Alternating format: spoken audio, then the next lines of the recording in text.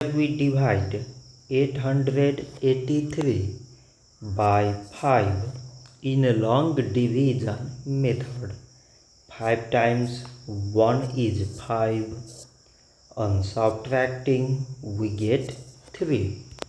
So now we put down this 8 and it is 38.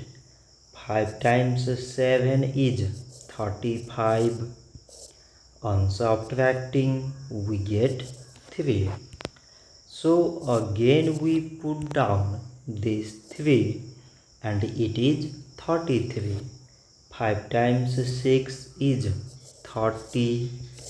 On subtracting we get 3. So now we have no any other number to put it down. So we take here decimal, so that we put 0. So it is 30 and 5 times 6 is 30.